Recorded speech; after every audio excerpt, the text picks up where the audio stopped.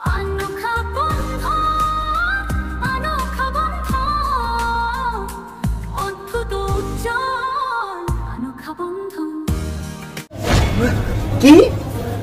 অফিসে আগুন লেগে গেছে? কি বলছো তুমি? কি করে লাগলো আগুন? এখন এসব কিছু ভাবার সময় নেই, তাড়াতাড়ি তাড়াতাড়ি অফিসে চলো।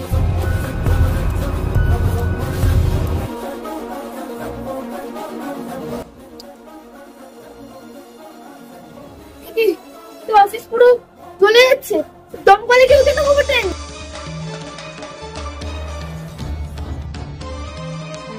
আমার জন্মদিনের দিনে এরকম একটা কিছু দুঃস্বপ্নেও ভাবতে পারিনি। আমার শখের অফিস এইভাবে পড়ে যেতে পারে না, কিছুতেই পারে না। তুমি কোথায় গেলে? আগুন এত ছড়ে গেছে, আমি তো ওই প্রান্তের জিনিস কিছু দেখতেই পাচ্ছি না।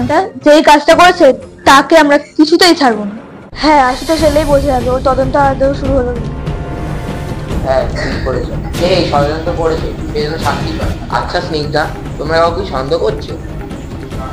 হ্যাঁ, একজনকে আমরা সন্দেহ করছি, সেটা হচ্ছে অগ্নিজিৎ লাহিড়ী। ও এতদিন ধরে আমাদের সাথে শত্রুতা করে এসছে, আর এখন হয়তো প্রতিশোধ নেওয়ার জন্য এটা করতেই পারে। ঠিক বলেছো, আমার পরিবারের বিষয় এটা, তাকে আমি ছাড়বই না।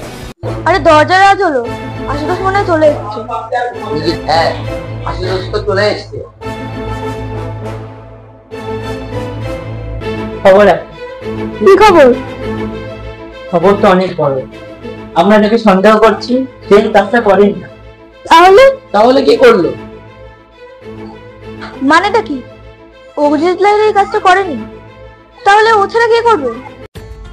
আমাদের একমাত্র শত্রু হচ্ছে অগ্নিজিৎ লাহিড়ী, ও ছাড়া তো আর কারো করার কথা না। আসলে কে করেছে এই ক্ষতিটা আমাদের? হ্যাঁ, কে কে করেছে এটা বলো। এই কাজটা কি হলো? পুলিশে কি বললো? পুলিশের তদন্ত কি শুরু হয়ে গেছে? আমরা যেটা ভাবছি সেটা হয়নি। আসলে এই কাজটা কেউ করেইনি, এটা আসলে হয়েছে শর্ট সার্কিটের কারণে। আমাদেরকে দেখিয়েছি যে কোথায় কি আর শর্ট সার্কিট হয়েছে। আর একটা খবর আছে, বিশেষ খবর। অগ্নিজিৎ লাহিড়ী কল করেছিল আমাদের। কি বলছে? অগ্নিজিৎ লাহিড়ী বলছে যে ও যে কাজগুলো আমাদের সাথে করেছে তাতে নাকি ওর খুব অনুশোচনা হয়েছে, ও আমাদের কাছে ক্ষমা চাইছিল, এর জন্য আমাদেরকে ফোন করেছিল। আর বললো জানো, আমি ওকে বলেছি যে তুমি আর এরকম কাজ কারোর সাথে করবে। ও বললো ঠিক আছে। ওকে কাজে নিসনি? না, অ্যাকচুয়ালি ওকে আমি আর কাজে নেবো না, ও নিজের ভুল বুঝতে পেরেছে। ঠিক আছে, ভগবান করুক আর সব কিছু ঠিক হয়। হ্যাঁ, ভগবানের কাছে শুধু এই একটাই প্রার্থনা, সব যাতে ঠিক থাকে। আমাদেরকে আবার নতুন ভাবে সব কিছু শুরু করতে হবে। যাই ঘটুক না কেন, আমাদেরকে আবার সব কিছু করতে হবে।